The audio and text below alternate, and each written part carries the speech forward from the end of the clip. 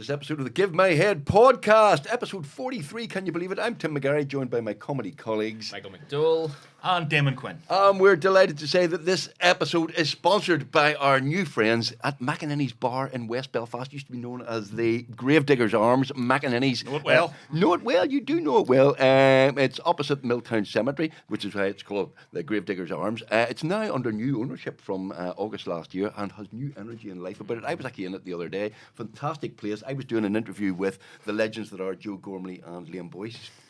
It's a bar I know very well. No, you don't know Liam Boyce or Joe Gormley. I have met Joe Gormley because he works in Holy Cross Primary School and I've been in there. He's a great man. Yes, they have two new function rooms as well up the stairs, but they also have new life and energy about it, quickly becoming the best venue for live music in West Belfast. 6 days a week, live music. And they've got a new beer garden. A beer upstairs. Oh, yes. An absolute sun trap, I hear. When it's not raining. They get sun in West Belfast occasionally, don't they? Yeah, well, apparently it's in for the Best of the West Awards finalist for the best pints, so you have to get voting for that, apparently. Well, more importantly, every Monday they host Max Monday Club, which includes £4 pints. I will be there at £4. £4 pint. You know, I bought a pint the other day for about £7.40 instead of £4 pints in West Belfast. And some of the most popular drafts, complimentary bar food served from 1 and live music from 6 to 8 p.m. at McEnany's. The Gravedigger's Arms, new lease of life. Go to the Gravedigger's Arms. You'll love the Gravedigger's Arms. And thank you very much for your sponsorship, McEnany's. While we're here, we also need to plug the fact that the Give My Head podcast is doing its first live ever podcast on the 12th of October in the Mandela Hall at Queen's Students' Union. Sunday the 12th of October. Get your tickets now from Glister, link below. There'll be all sorts of things. We'll have a special guest. There'll be a bit of stand-up. There'll be a bit of crack. We will possibly be reading some episodes from the old episodes of Give My Head Peace. So if you're a Give My Head Peace fan or you like the podcast, please get your tickets now from Glister. The link below for the Give My Head first live show on the 12th of October. Hopefully the first of many, many, many. Anyway, ladies and gentlemen, we are absolutely delighted to have a very, very special guest on episode 43. It's another Westie. We have coming down with Westies in this place. It is Allison Morris. You are a true, proper Westie, aren't you? I am the pure thing, and I love that this is sponsored by West Belfast Monday Club, which is like, you want to go drinking with taxi drivers and chefs. That's the place to go. Cheap pints and a load of angry taxi drivers on their day off who have worked all weekend. West Belfast taxi drivers are not angry. They know everything. They're some of my best contacts, taxi drivers. Always be nice to your taxi driver. He knows everything. Right. There's some taxi drivers I count among my best sources. Right. Oh, really? Oh, taxi drivers know everything. Yeah, that's true. That is They true. Observe. For those who are, there may be people watching this who are going, who is that woman? I've never seen that woman. This is Allison Morris, crime correspondent for the Belfast Telegraph. Very well known political commentator, always on the news, usually reporting horrible things in life, but also you knock about with an old mate of ours, which is Alex Keane, who you do a lot of political commentary. You and Alex kind of formed a wee bit of a double act, can you? I see you at things like Slugger O'Toole things and all that, and all the political programmes you and Alex are on. Alex is all right, isn't he? Alex is sound. Alex is, we used to joke he was my screen husband. So because we work in a very divided society, and as you know, you work for the BBC. Really? And Divided society? The BBC, if they We've made a career out of that, Alison. Exactly, so have I. The BBC, if they have to have panellists on to discuss any situation, everything requires balance. You can't and everything requires a unionist and a nationalist. And there was, at one stage, they're increasing now a shortage of female commentators, and especially a shortage of female nationalist commentators. So I was coining it in, and I've been coining it because every time then they had to have a unionist, whether it be, Ben Lowry, Sam McBride, Alex Keane, they needed a nationalist to balance it out. And here she is. Here's the girl to do it, yeah. And I will take those friggin', those fees for that any day of the week. Does the BBC pay well? No, they pay rubbish, but it's a numbers game. You just gotta keep on collecting them up. You know what I mean? It's the payment isn't great, but if you can clock up enough of them in a month, it'll pay your electric bill. This is very, very important, by the way. You're Allison Morris with 2 L's. Allison Morris. I am. I'm going to, because we have to tell a story. There's Allison Morris with 1 L. Is an American sports commentator, famous basketball player. Did you hear this story? Kobe Bryant passed away in a tragic helicopter accident, and he played for a team called the LA Lakers. There's also a team called the LA Knicks. I think that's the LA Camogie team or hurling team. I'm not sure who they are. They are the Knicks, or the hurling team. But this was a very famous incident. This woman, Allison Morris, was talking about the death of Kobe Bryant and couldn't say LA Lakers, mixed up Lakers and Knicks, and came out with the word LA Knickers, she said. But to many ears, it sounded like the N word. And we're talking a shitstorm, an absolute shitstorm. You think, well, what's that got to do with Allison Morris, crime correspondent from West Belfast, having a quiet pint in McInerney's, because you get an excellent pint there, and suddenly her phone starts to ping, isn't that right? Well, it did even. I went to bed, and obviously there's a time difference, so I went to bed and woke up and looked. I have the notifications off on Twitter, now X, because it's chaos, and I turned it on, and I mean, there were hundreds, if not thousands, of notifications, and I was like, what did I do? Do you know what I mean? Have I done something? You know, have they uncovered a recording of me drunk somewhere, or what has happened?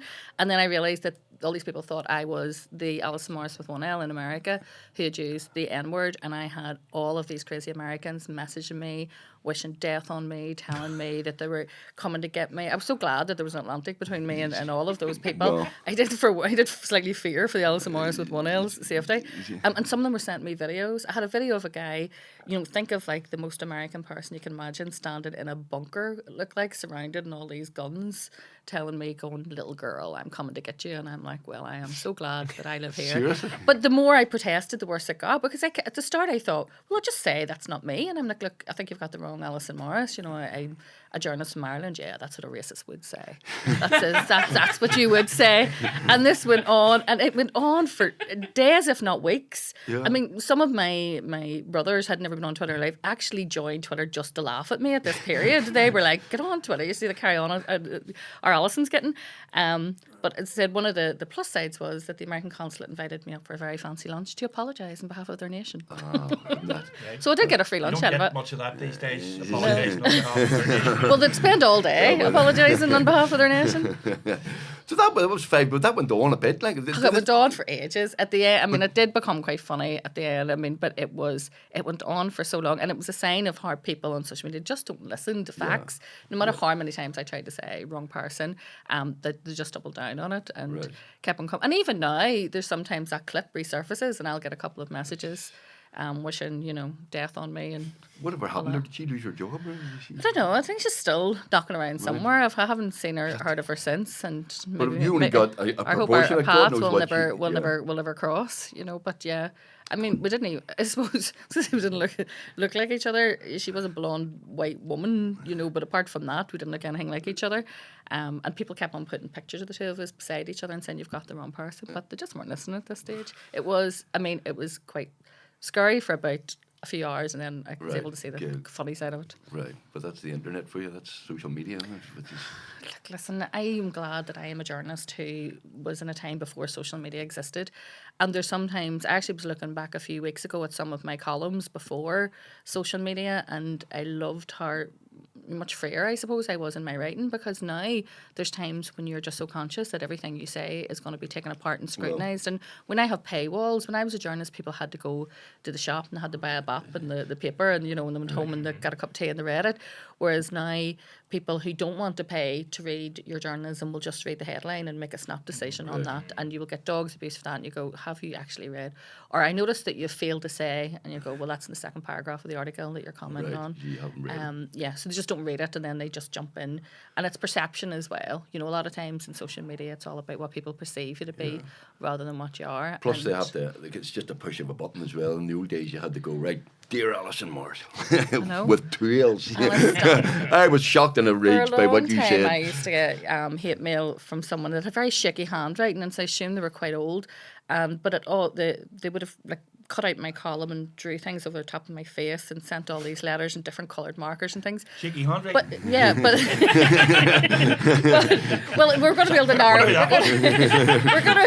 We're going to be able to narrow it down here. They always came in like coloured envelopes from like greetings cards, and I don't know whether they were stealing them out of Clinton's cards or where they were getting them, but they always arrived in like a pink or a blue, so it looked like really cheery and joyful. And you go, oh, this looks lovely, and you opened it up, you know, and it was your face with the crosshairs drawn over the top of it. And then they just stopped. So I assume, God rest whoever it was, is no longer with us. But I mean, that didn't bother me at all because I sort of admired their perseverance. I admired that they took the time to cut it out. They wrote a letter. Yeah. They put a stamp on it, albeit it was always a second class stamp. They walked to the post box and they posted it.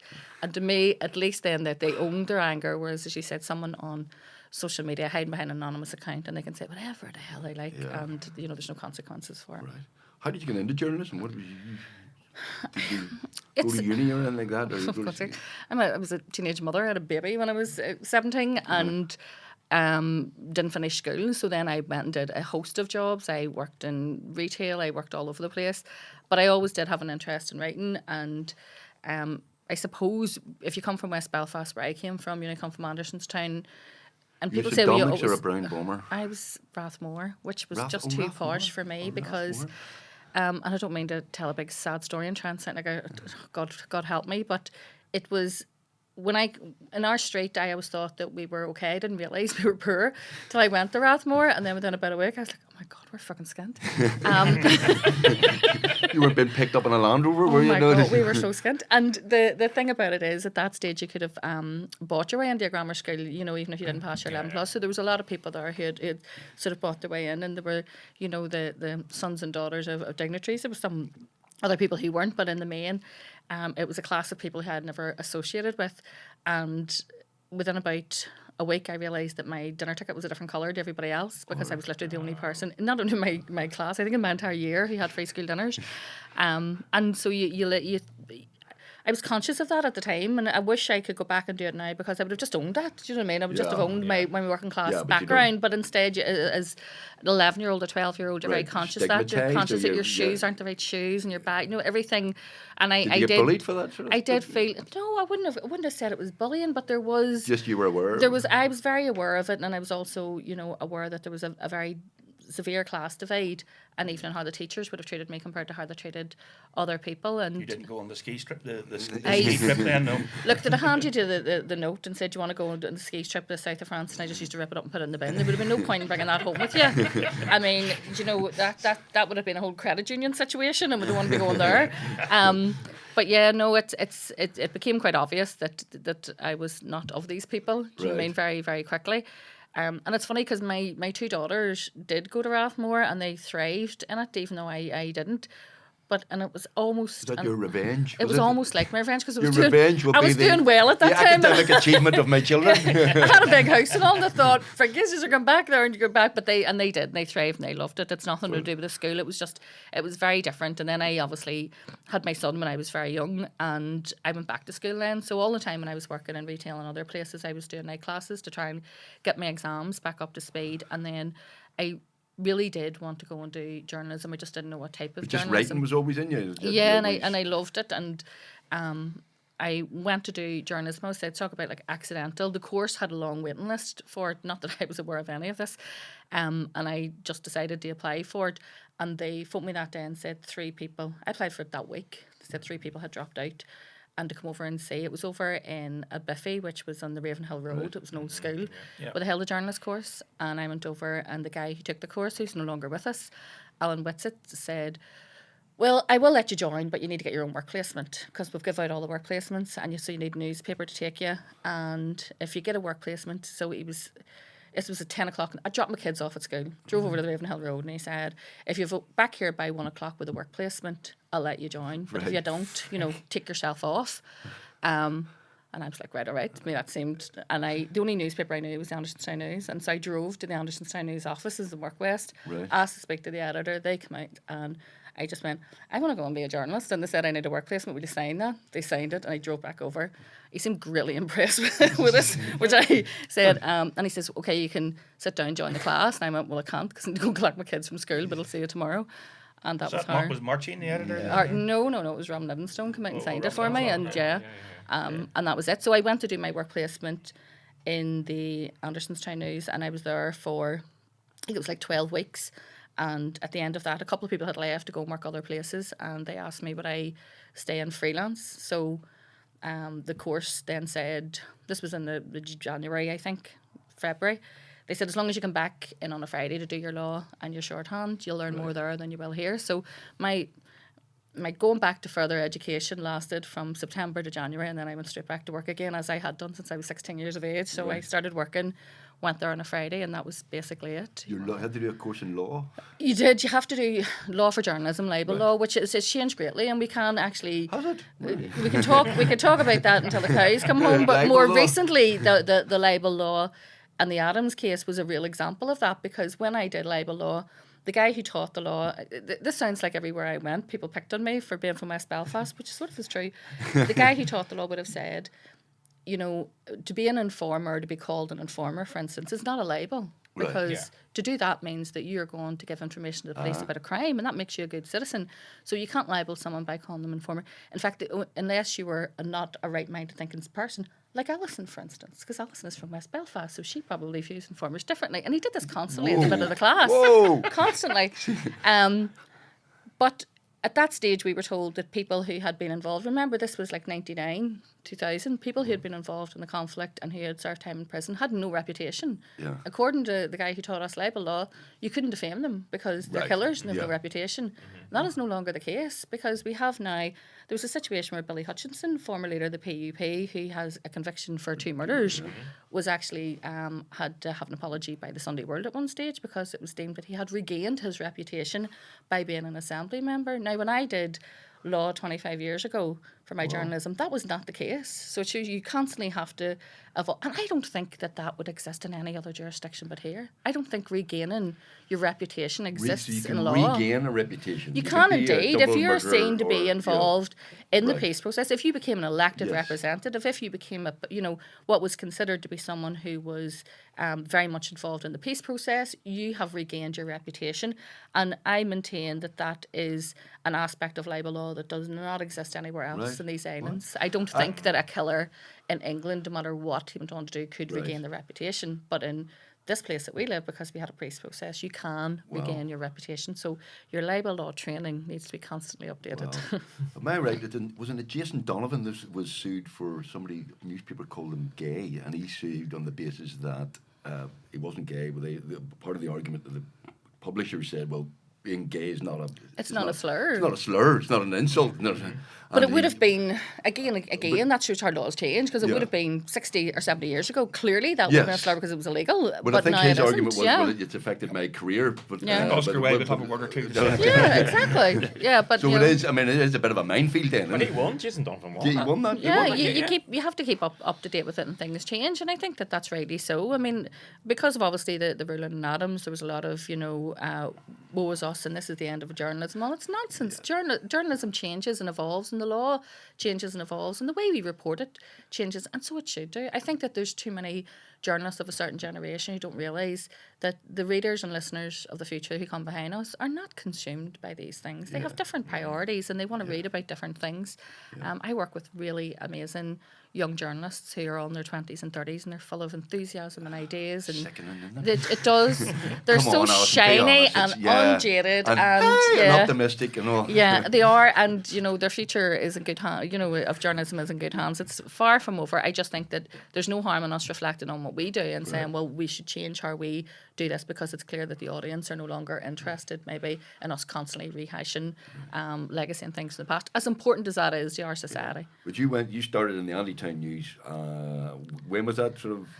It's about 2000. I think it was 99. I did my course in 2000. I did my work placement. So it was a really new. It was a really. I interviewed you. Did you? And yes, I did. I interviewed you for the Anti-Town News. This is crime. And I'll tell you how. The reason why I remember it so well is because there was literally no budget, and you were paid a pittance, but they give me money to take you for lunch somewhere. We never mentioned we weren't invited, obviously.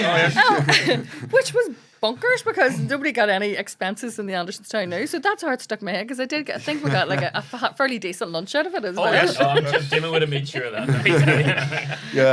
Take them to McEnany's next time. They have an offer on. £4.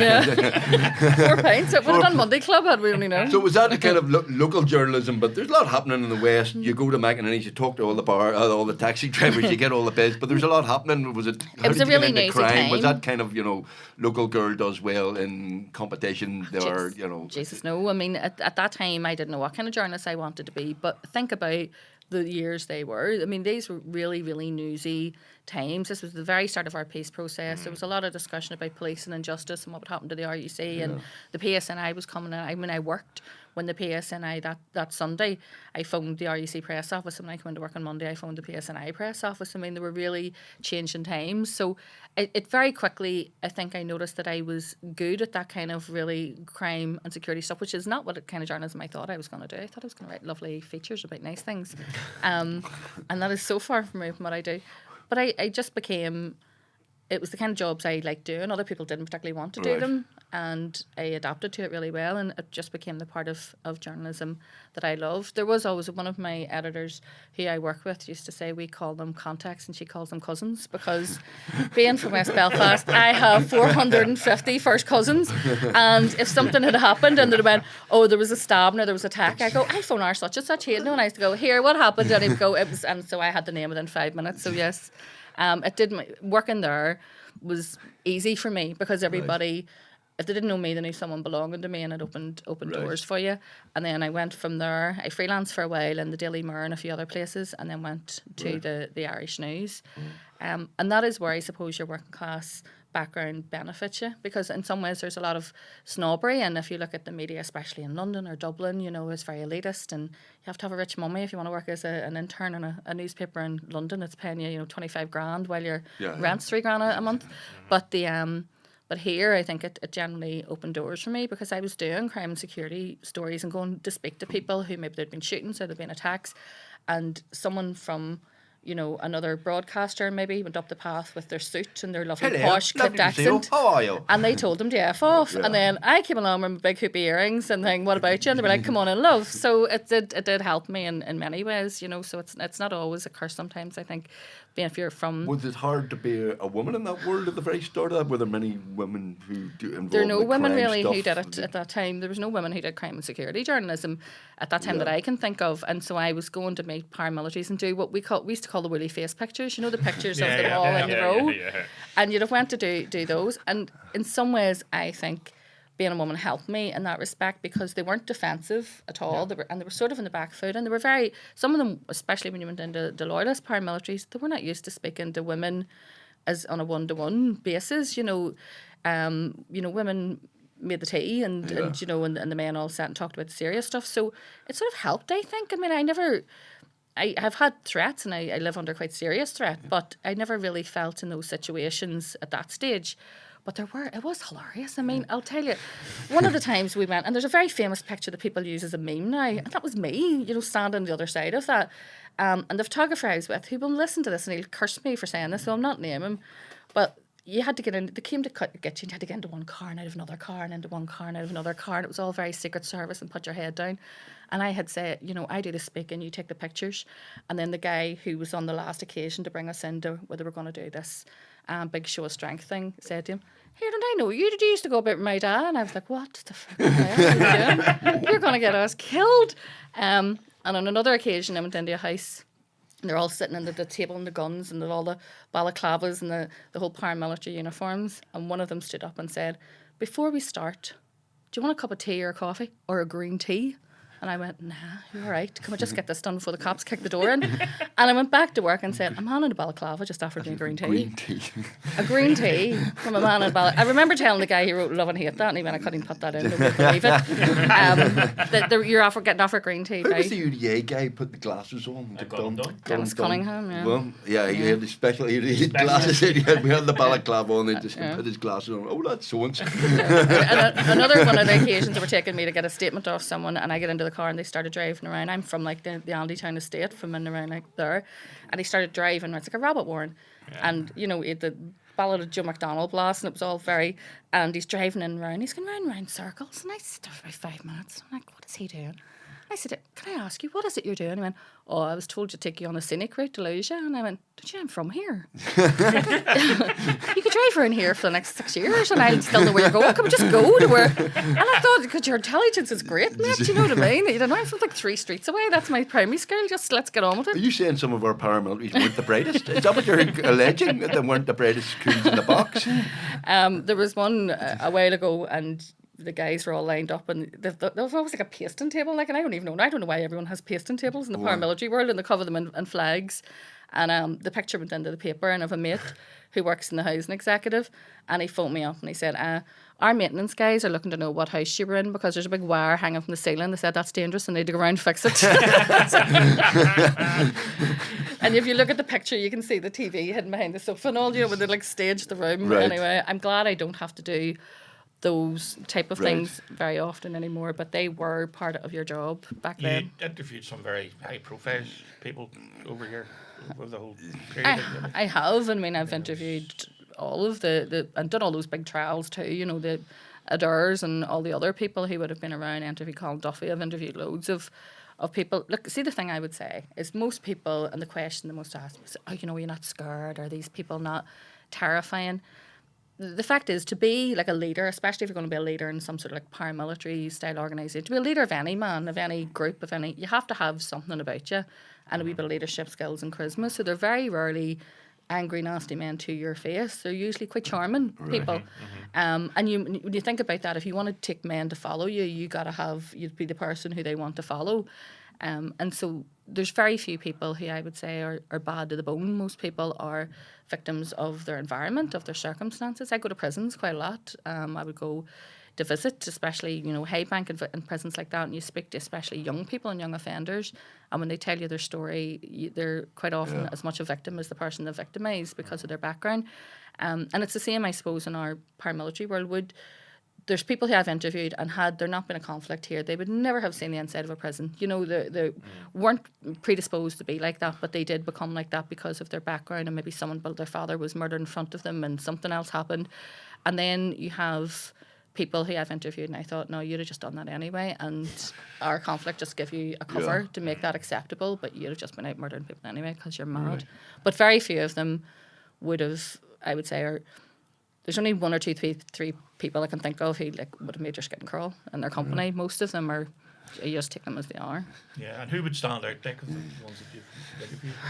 I mean, most of them are still alive and I don't want them coming after me. So. Yeah, thanks, Damon. Keep it alive, mate. I know that you did. You interviewed Dolores Price.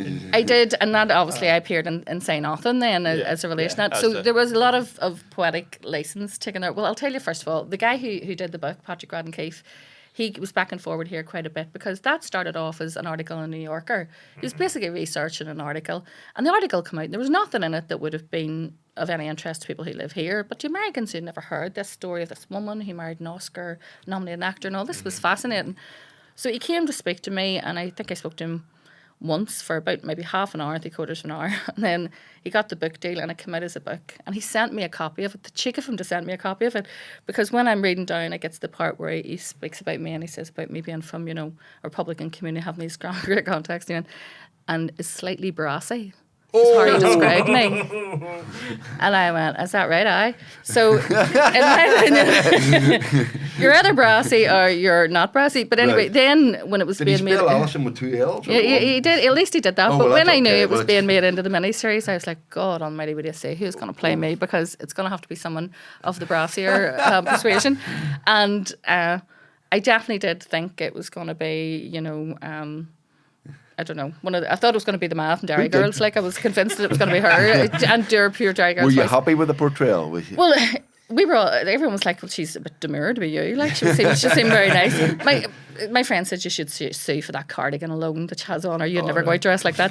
But there was a lot of poetic license used there. So Dolores had been phoning the newspaper for a few days and it had been arranged that I was going to go and speak to her. That morning in the show, you see her getting up all bleary-eyed and forgetting and opening the door to me. That is not what happened. It was, she came to the end of the path to wave us in because I couldn't find her house. And she did live in a very beautiful house in Malahide. It was gorgeous, but, very sort of shabby chic inside. And she was a fascinating person to speak to. She was very beautiful. I know that she had a problem, a drink problem, and all the things that came after that, but you wouldn't have known that looking at her. I mean, she was very, very beautiful for a woman of her age and very composed. She knew her past recall was fine.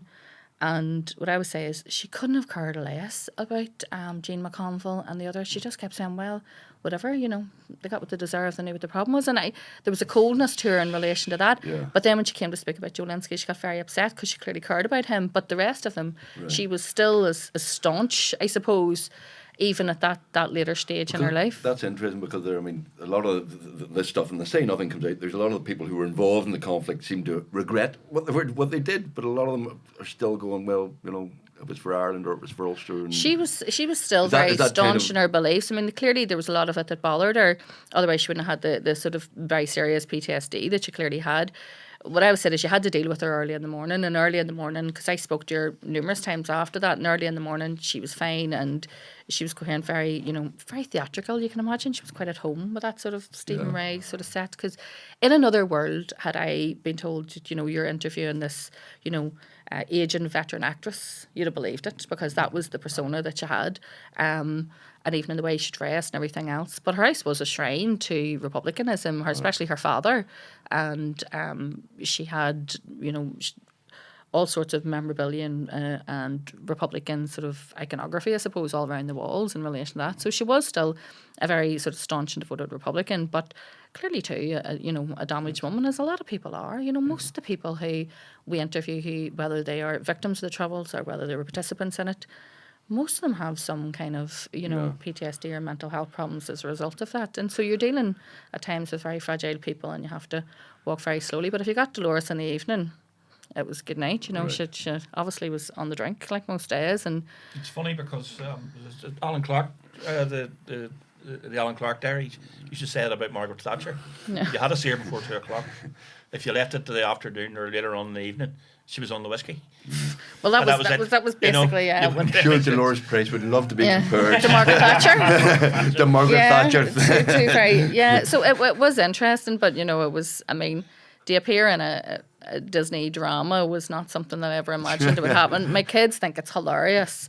My daughter said, I'm going to dress up as you for Halloween, but not you. Do you know that Disney? I'm going to dress up as her. That's going to be my Halloween costume. They were calling me Mufasa for a while because they were saying I was like a Disney baddie in a Disney film. But yeah, my mum still hasn't even seen it too. No, she hasn't. God knows what she'll say when she does. My mother, when you'd be on TV, you could be talking about... Is your man not a dead proud sort of West Belfast man? Not to me. Maybe to other people she's dead proud, but not to me. To me, Big Alice, you don't want to just... I mean, I would go into a room with 6 masked men sitting with guns in front of them and it wouldn't even in any way faze me. But see if I had to face that woman. She is terrifying in every respect of the word. And she would never praise you to your face. She'd praise you to my siblings or to strangers. Our Alison's great. But never to your face. But yeah... I suppose that she must be. She probably thought, God knows what she thought it was going to turn out like, given I was a bit of a wayward teenager. So I think everything's a bonus at this stage.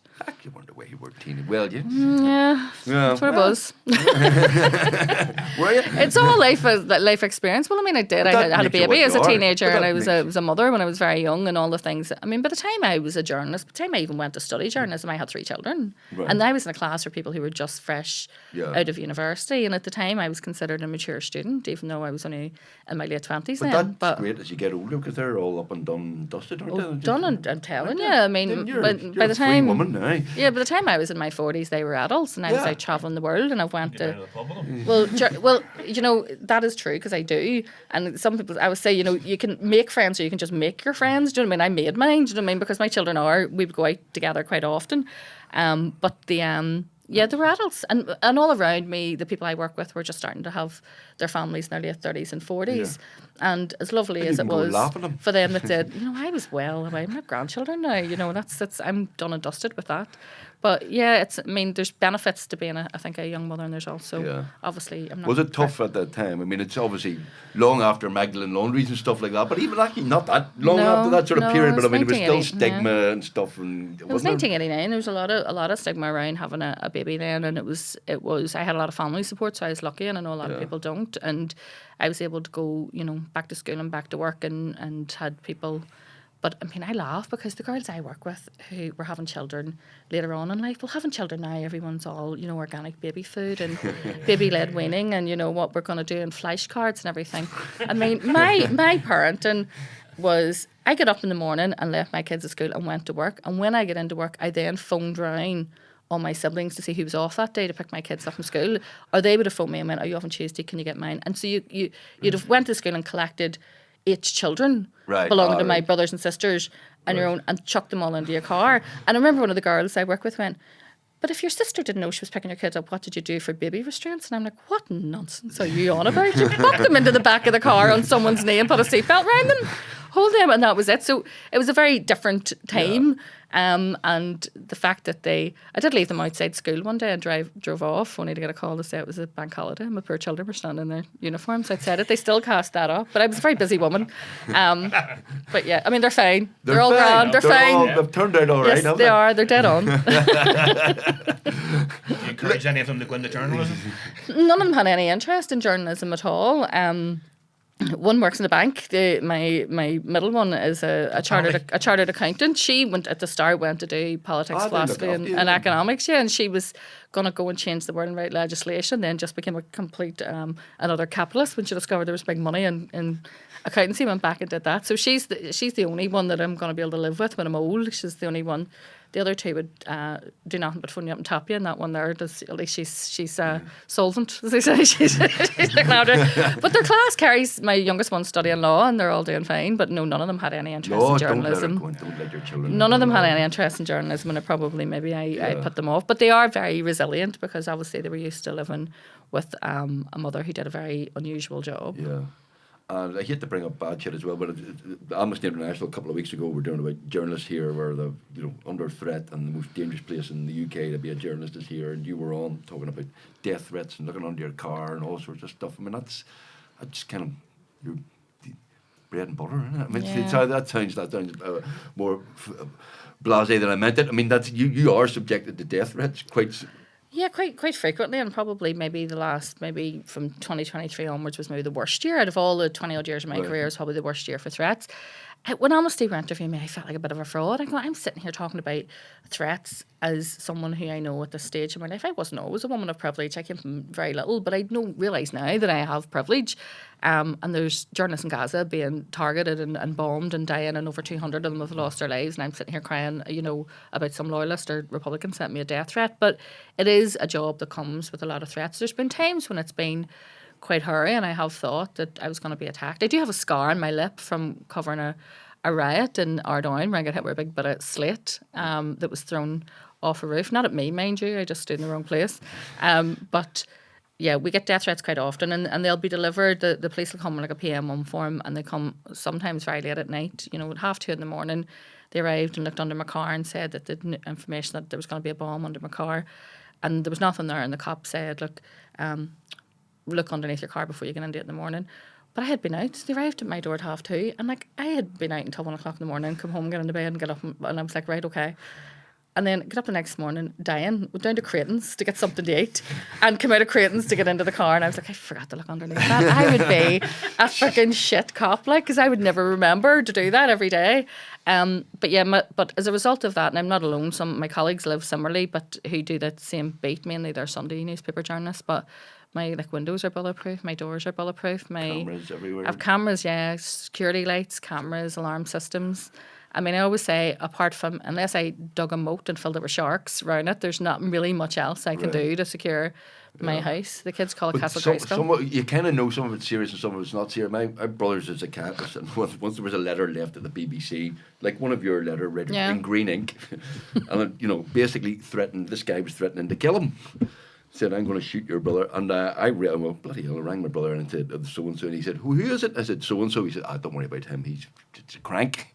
Yeah. So you do know the difference. Do you know the difference between the cranks, I'm going to walk and kill Allison Morris, and hold on a minute, this is...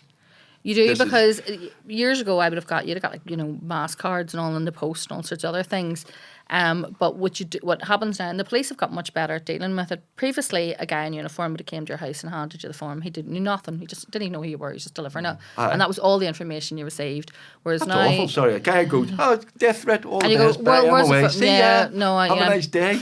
Don't know as much as you do. There it is, and off they go. And they hand you one of those wee protect yourself booklets, and off the head. But which says things like, if you see someone looking suspicious outside your door, phone the police. I mean, I'd fucking do that anyway, whether it's under threat or not. But now, I mean, they do follow it up. So we always say as journalists, the threats that come through intelligence are the ones you take seriously, because that means that someone has passed that information on to police. If they're phoned through, well, that could just be some randomer sitting half pissed in the house in a bad mood. We don't pay much attention to those, but the ones that come through intelligence. And the problem is that no one's ever charged with those because the protection of the informant who passed on the intelligence trumps the protection of me. So the informant can say, X, Y, and Z said, they know where Allison Morris lives, or they were doing drive-bys past her house, or she's going to be attacked, and the police will have to tell me that, but they won't have to act on it, because the act on it would obviously reveal the person. So sorry, just run that back. The protection of the informant is more important than the protection. It's always the protection. I mean, because they have to they have a duty of care towards their informant, and that almost always trumps me. I've only ever been able to work out exactly where one came from, and that was during lockdown. The cops came to my house twice in the space of a week and said I was going to be attacked by dissident Republicans and we were going to use firearms, and they knew where I was living, and I'd moved house. So I thought, God, how did they even know where I am so quickly? And then there was like a mediator, like a go-between, who contacted me and said, look, boys said they didn't threaten you. And I went, well, the fucking cops have been here twice and they said they've intelligence, I'm under threat. So like, what am I meant to believe? And he said, sure, it's probably just someone talking shit in a bar. Do you know what I mean? I was like, there's no bars open. It's fucking lockdown. If we're shut. So, anyway, about a couple of months later, there was a big stings called Operation Herbatia, where MI5 moved in to arrest a load of people they accused of being senior members of a dissident Republican organisation. And this was all linked to an MI5 agent called Dennis McFadden, who had infiltrated them for over 10 years. He claimed he was a hotel safety inspector to make excuses for why he was missing for long periods of time. But he was actually an MI5 agent. But he had lived in a house in Glengormley. And when lockdown happened, MI5 obviously said, we'll build you a bar in the back of the house so they could get all these boys up, and they were all sitting drinking in his house, and it was all bugged. And then I went, it did come from people talking shit in a bar. It came from talking shit in an MI5 agent's bar. Right. And he's obviously had to report that back because he's an MI5. Was during lockdown. That was during lockdown. And that was the only time I've ever been able to exactly pinpoint to the almost person where I came from, because you pieced all that together. They were breaking the COVID restrictions left, right, and centre. It's the worst thing they've apparently done. It was apparently it was a very well-stocked bar, well-stocked with beer and listening devices. Were they socially distant though? Yeah. Well, they were, but not the way we. Very socially distant. But yeah, I mean, it isn't. It's not a normal way to live, and I know it isn't a normal way to live. And it's only I was going to say, I mean, does that? I mean, that affects your family, your children. I mean, that's kind of. I mean, if I got a death threat, I'd be shitting myself, even one. But I mean, you get used to it. You go, oh. The kids have grown up with it, so they're just very, oh God, here she goes again. But but you do get used to it. As I said, it's not normal, but it's normal for me. And it's only when I say to people who don't work in my kind of work, and you can see the horror in their face, you go, maybe that isn't normal. But that happens quite a lot, because I think that because of what I do, and you know, you have a dark sense of humour, and you have obviously a tolerance for behaviour that most people wouldn't. But I do always say, when you know that you're not maybe as normal as other people, during the Holy Cross dispute, and I covered that, you know, when you were going up and down there every day, and there was journalists from everywhere at that, and because the 9/11 happened and they all took off, but at that time, you know, saturated, and CNN and NBC and Sky News, the whole lot were all there. And in the middle of this, there had been a teenager who had been shot in the legs, I think by the NLA, and the news desk phone said, you know, his mother wants to speak to you, go round to the house. So I go round the house, and this wee boy's lying there, you know, with the 2 feet up in the plasters and all around his legs. And there's a girl there, an English girl, much posher than me. And I don't know how she had ended up in the house, but she'd worked for one of the big broadcast channels. And the mother, I said, well, what happened? And the mother said, well, like, he's a wee figure, but they told me they were going to take him away and beat him, and they didn't. Then they shot him, and they no call to be shooting him. And I'm just writing this down, and none of this seemed strange to me. I just thought it all sounded perfectly reasonable, to be quite honest with you. And the girl was like, sorry, what did you say? They took him away to watch it. Well, I said they could beat him because he's a wee figure, but I didn't say they could shoot him. Like, he's only 15, there's no call to shoot him. And again, I'm like, seems normal to me. Do you know what I mean? If they'd just given him a hiding, it would all have been fine, and we could all have moved on with our lives. And it was only that night when I went home, I thought, like, I am not normal. Because to me, I was listening to her thinking, don't see anything wrong with that shit. Do you know what I mean? He's a wee figure, and they were going to beat him, but then they shot him, they shouldn't have shot him, he's only 15. But yeah, but then when you look, and we have those adverts on TV saying, don't bring your child to get shot. And, they were you know, when you say that, and they're still playing those until quite recently. And if you tell that to, as I did, to an English journalist, they went, sorry, there's adverts on TV telling people not to take a child to get kneecapped. But yeah, there is. So it isn't a normal society, and I know that. No, it's not. It's not. So maybe the guy who was teaching law, who kept saying, apart from Allison isn't normal, was right. Apparently there were some paramilitaries who got medical advice on how to shoot people in the knees properly. They did. So they didn't you know. But only if cripple you them were forever, but if you only- were nice, you know. So if Yeah. you were, you know, the son of such and such, and you were acting up, Yes. you were getting kneecapped, you got a flesh literally wound. Paramilitary go and shoot him. Yeah, well, where do the I shot you were like a 2-2 and a flesh wound, which would basically be at a hospital an hour later. But if you were a bad boy, then you ended up with no kneecaps or no leg. And on some occasions, I have interviewed people who have lost limbs in those kind of attacks, and there's so little sympathy for them when it comes to trying to report on those. And you know, even my bosses and the ones in Dublin would say, you know, surely there's outrage at this. And I went, no, there's not. I mean, there isn't.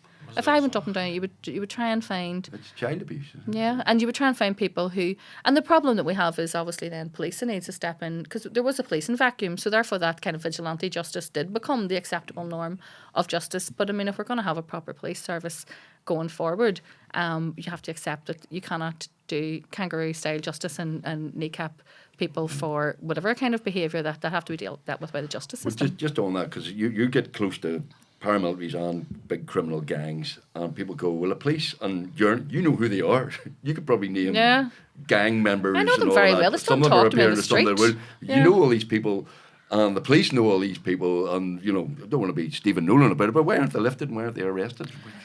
You know, we've seen this recently, and I suppose the Winston Irvine case highlighted it in stark. And a lot of people, what we have known and been writing about and complained about for a long time, I think the public has now seen that there was an acceptable level of violence, and our peace process became something that millions, if not billions, were pumped in here in peace money, which should have uplifted communities out of poverty and didn't, because it was channeled through paramilitary link groups and people like Winston Irvine, who said, there will be nothing in here without me. You know, you will not come in here and work with our young people without me. You will not come in here and set up a women's group without me.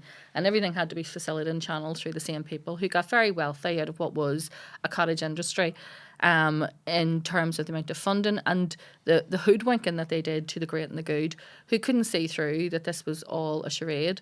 You know, that these people were, we used to say, you know, community workers by day and paramilitaries by night. You know, well, Winston Irvine was caught in broad daylight with guns. He was a paramilitary by day and a community worker by day. It wasn't even one or the other.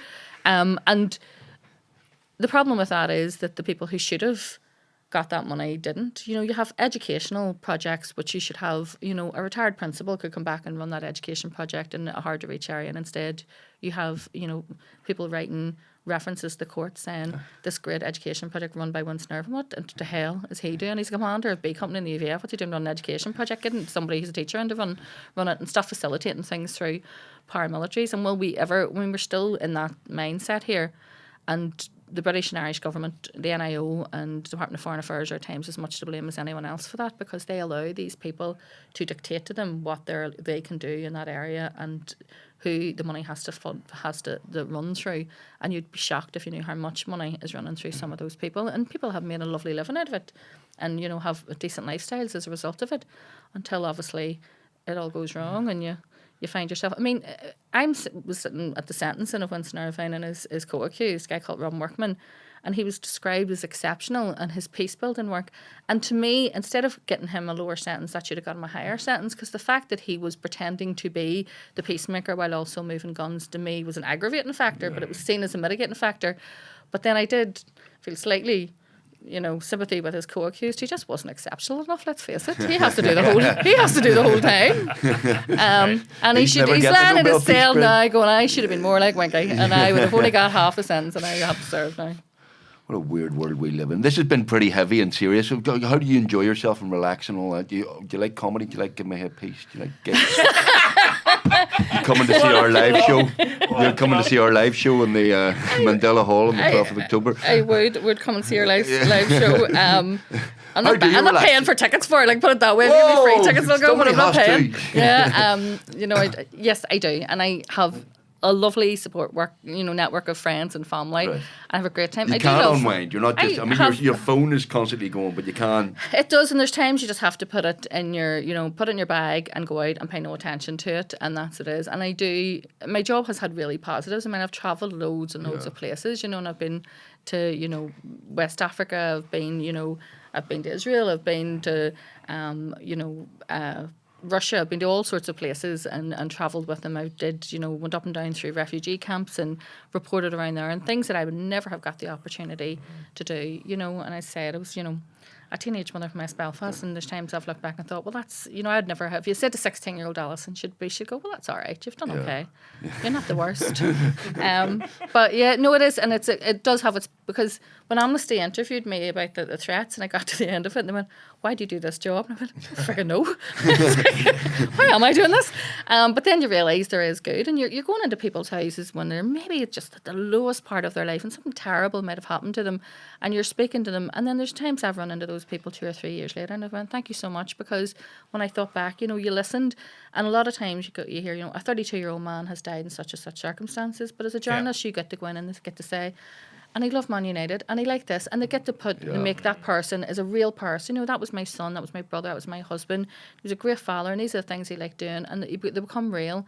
And for they read back afterwards, and say, well, at least somebody cared or took the time to come and sit and speak with you. And although the death threats and all are terrible, I'm not the victim in this. There's people living in communities under the jackboot of these people who are tortured day and daily, and they come and speak to me at great risk to themselves, and they don't live in a house that's all bulletproofed and and have the safety that I do, or the protection that I do. So it's a privilege to do a job like this. And I always thought, because when I was growing up, we lived in a very newsy part of the world, let's face it, and there was always journalists hanging around Town Road, let's face it, and they were almost always male, they were almost always English, and they were very, very posh, and none of them looked or sounded like me, and I never thought that I could do that kind of job, and the fact that I was able to go and do it, to me, was a privilege.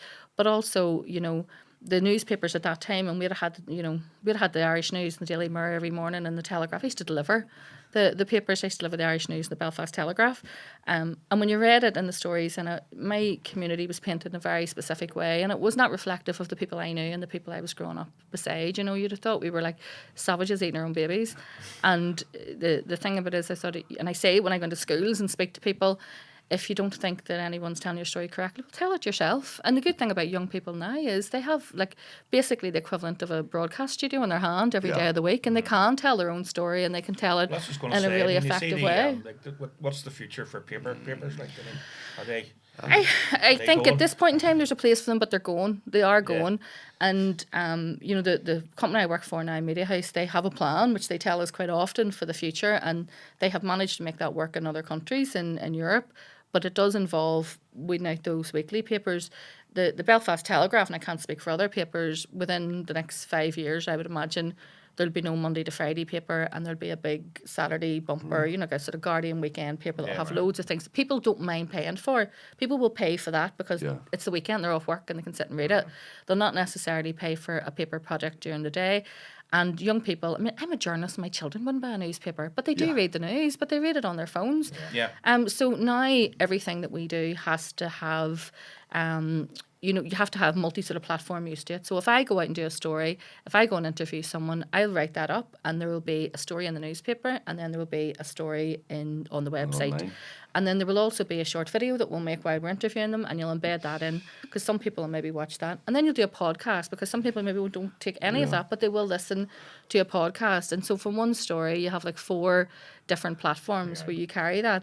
Now, that didn't exist when I first became a journalist, but I actually love that. I love that we're are you not adapting. Doing 4 jobs instead of 1? In the old days, you write your story, and then you went go to home? the pub with all the other journalists, male journalists. And I did just... you go to the jungle. I did just slightly. When you think about when I came into journalism, I slightly missed that, which some people might say was the worst of journalism, and others might say was the halcyon days of journalism, where everyone sat in a bar and one person was sent out to follow the loud bang and come back and tell the rest of them what it was. I remember when we were lawyers, you go to the pub you'd be in court in the morning, go to the pub at lunchtime, have a couple of beers. And a handful of coins, because you had to go and do a phone box and phone it through to a copy taker. There were copy takers when I first started doing journalism, but not for very long. But I did go once. You got free tickets to concerts, but you had to write a review. Now, if I was writing a review, you could have that done on your phone and send it through an email. Then you had to ring it through to a copy taker. And I remember I had written it all out and phoned. It was an Elton John concert, and I had said, I can't even remember the word, but I remember saying, as it started, he played, songs from his new album, but then, as he entered into Rocket Man, and this wee woman on the other side of the phone went, love. do you really want to say as he entered into Rocket Man? I was like, possibly not. Maybe we'll change that line. But yeah, now everything obviously is a lot more edit. There's people a lot slicker than I am because the journalists that I work with now, those young journalists, grew up in that age. I mean, we're probably maybe the last generation or so that grew up without all of that. And whereas now it's become common. It's such a common part of their lives. Yeah. No, you're right. And that's it. And they see it as normal. Whereas, people like myself, and I know that some older journalists have been really resistant to that and went, no, and the paper's gone, and we'll have to have a paper project. I don't feel like that. I feel, my mother and father would still read a newspaper, but they're of the last generation that'll do that. I think that if we want journalism to survive, some shops but if you want journalism to survive, you want it to, and it's very important that journalism does survive, and it's under attack, not just here from the death threats that people like me get, but it's under attack globally from the Trumpification of politics and disinformation from online news agencies and citizen journalists and all sorts of other things. And if we want it to survive, we'll have to make it something that people actually want to listen to, and therefore you make it more palatable to that generation who are used to consuming their news in a different way. Alison, I hate to interrupt, but we might have you back. Do you know why? And I haven't said that to many guests because I want you to take it as a compliment. You can talk. That is a compliment. We've done nearly an hour, and I have about 3 or 4 things I genuinely wanted to talk to you about, including Mauritius and online and various other bits I do and speak pieces. too much, sorry. No, you don't speak too much. Absolutely not. No. I can see why the BBC hire you all the time. But and you have to be a nationalist against Alex, you have to pretend. Give me any prod at all. Any and prod just set at all. me beside them. Get Allison. And I do. Yeah. Allison, listen, thank you very, very much for being on the podcast. Really, really appreciate it. We will get you back. Would you come back? Yes, of course. We could do it at McAninny's the next time. Yeah, absolutely. McAninny's. There is a plan. They're live from McAninny's. I'd love to see that one. £4 a pint. It would be a 5-hour podcast. As long as they got us, as long as they got you on the first pint and not the 5th or 6th one. Ladies and gentlemen, thank you very much to our special guest, Allison Morris. Allison with 2 L's. Thank you very much to our sponsors, McAninny's Bar. Go to McAninny's. We will see you next time. In the meantime, don't forget to get your tickets for Give My Head podcast live in the Mandela Theatre on the 12th of October. Allison Morris, thank you. Thanks for having me.